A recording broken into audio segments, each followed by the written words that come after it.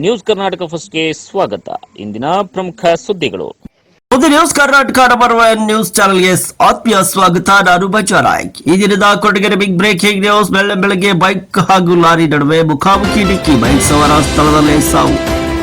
ಕೊಡಗೆರೆ ಮಾರ್ಗದಿಂದ ಅತಿ ವೇಗದಿಂದ ಬರುತ್ತಿದ್ದ ಲಾರಿಯೊಂದು ಡಿಕ್ಕಿ ರೆಡ್ಡಿಹಳ್ಳಿ ಗ್ರಾಮದಿಂದ ಬರುತ್ತಿದ್ದ ದ್ವಿಚಕ್ರ ವಾಹನ ಸವಾರನಿಗೆ ಡಿಕ್ಕಿ ಹೊಡೆದ ಪರಿಣಾಮ ಸಾವನ್ನಪ್ಪಿದ್ದಾನೆ. ಈ ಅಪಘಾತಕ್ಕೆ ಲಾರಿ ಚಾಲಕರ ಅತಿವೇಗವೇ ಕಾರಣ ಎಂದು ಇಲ್ಲಿನ ಸ್ಥಳೀಯರು ಆರೋಪ ಮಾಡಿದ್ದಾರೆ. ಅಪಘಾತ ಆದ ತಕ್ಷಣ ಲಾರಿ ಚಾಲಕ ಲಾರಿಯನ್ನು ಬಿಟ್ಟು ಪರಾರಿಯಾಗಿದ್ದಾನೆ.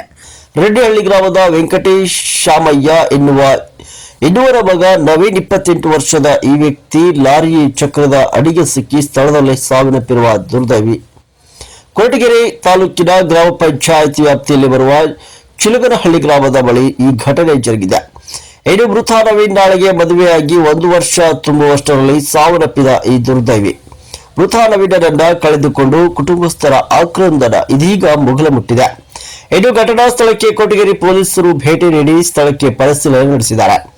ಪ್ರಕರಣಕ್ಕೆ ಸಂಬಂಧಿಸಿದಂತೆ ಕೊರಟಗೆರೆ ಪೊಲೀಸ್ ಠಾಣೆಯಲ್ಲಿ ಪ್ರಕರಣ ದಾಖಲಾಗಿದೆ ಎನ್ನಲಾಗಿದೆ.